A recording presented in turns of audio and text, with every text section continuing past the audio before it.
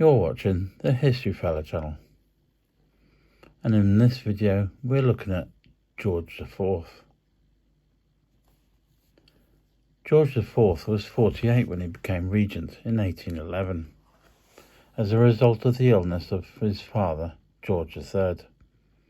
He succeeded to the throne in January 1820.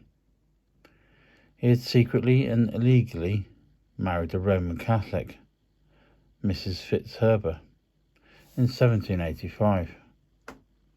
In 1795 he officially married Princess Caroline of Brunswick, but the marriage was a failure, and he tried unsuccessfully to divorce her after his accession in 1820. Caroline died in 1821. Their only child, Princess Charlotte, died giving birth to a stillborn child in 1817, aged 21. An outstanding, if extravagant, collector and builder, George IV acquired many important works of art, which are now in the royal collection. He built the Royal Pavilion at Brighton and transformed Windsor Castle and Buckingham Palace. George's fondness for pageantry helped to develop the ceremonial side of the monarchy. After his father's long illness, George resumed royal visits.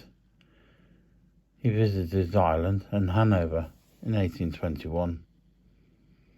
It had not been visited by its ruler since the 1750s, and Scotland in 1822, which had not been visited by a monarch since Charles II's Scottish coronation in 1651. Beset by debts, George was in a weak position in relation to his cabinet of ministers. His concern for royal prerogative was sporadic. When the Prime Minister, Lord Liverpool, fell ill in 1827, George at one stage suggested that ministers should choose Liverpool's successor. In 1829, George IV was forced by his ministers, much against his will and his interpretation of his coronation oath, to agree to Catholic emancipation. By reducing religious discrimination, this emancipation enabled the monarchy to play a more national role.